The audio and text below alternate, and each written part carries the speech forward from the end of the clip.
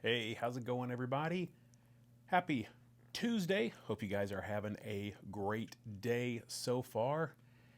Ready to get into your evening. We are set for our toast to history. Tonight, I want to look at something. So, a couple days ago, a couple weeks ago, whatever it's been, time, I saw a statistic that says that the average American is spending $11,000 a year more than they were 18 months ago for general goods and services. Things like food and gas, electricity, essentials, right? $11,000 a year. That is a chunk of change. And what that does is that causes people to reevaluate how they spend that money. And it happens cyclical in economics. It also has happened in the world of whiskey. Now, going all the way back for American whiskey, we begin to see the rise of American whiskey immediately, actually, before we were technically a country. While we were still colonists and we had engaged and started in that Revolutionary War, that whiskey production began to rise and grow, and people rallied around this American drink that we were making. And of course, that was rye whiskey back in that day. And it just continued to grow to the point that after the Revolutionary War, and once we got into our first political party, our first administration as a new country under President Washington, we had the whiskey tax. The whiskey tax was because whiskey was the number one commodity in our new young country.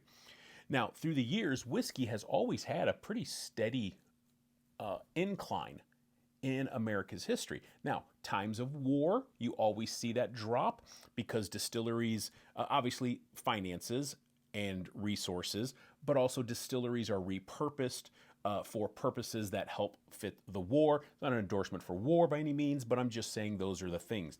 But outside of war times, whiskey always then recovers and has kind of been on a steady incline. It's always been an important economic and popular substance within our American culture until the late 60s and into the early 70s.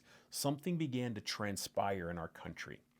The hippie movement, some things that came out of that, one of which was this health culture. We still see it today.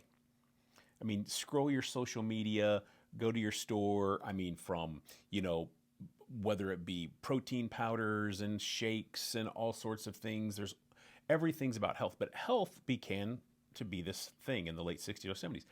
One of the things that happened with that is anything that had color, as far as a liquid was concerned, was deemed unhealthy, or at least not in a diet sense. And so they began to pursue white drinks: vodka, gin, white rum, and those things began to rise. It got to the point, for those of you that might be of a particular age, you might remember clear Pepsi. Clear Pepsi. Literally, all they did was take the caramel coloring out and made a white Pepsi. It was the same stuff, but that was perceived as healthier for them. Now, in 1973, vodka outsells whiskey and bourbon for the first time in American history. And then it gets dark. It continues to get dark.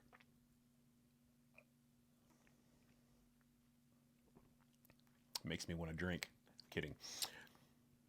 And what kind of amongst, like, in the industry became known but started at that point is the bourbon depression. Whiskey almost lost its way. There was so much whiskey and there was no demand for it. It was not selling. People weren't drinking it. It was sitting in barrels or on shelves.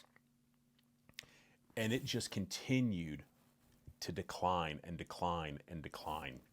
And it was an ugly time. Distilleries went out of business. It was very unfortunate.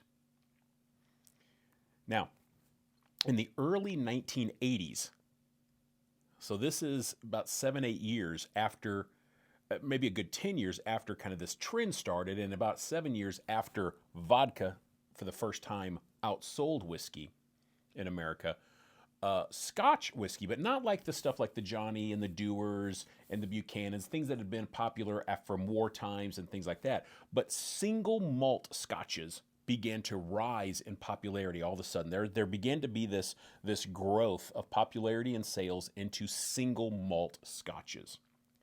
Elegant, elevated kind of whiskeys. And then there were 3 distinct brands that came out in 1984, American whiskeys, that are credited with saving American whiskey. The first, released by a little old distillery that you may have heard of, called Buffalo Trace, but at the time was the Ancient Age Distillery. They released this guy in 1984. The first mass-marketed single barrel bourbon. And today, this is an allocated bottle. People still lose their minds over Blanton's. The other brand was the Elijah Craig Small Batch, considered one of the first officially, quote, designated small batch whiskeys. Price point was good. This was the other one. And the third brand credited with saving whiskey was Booker's. The first mass-marketed, uncut, unfiltered, ready to go, full-bore whiskey. Those 3 brands. In the next 5 years, domestic whiskey sales surged by 40%. And a new generation was discovering whiskey, and an old generation was rediscovering their whiskey. And the boom began. And as we well know, the boom continues.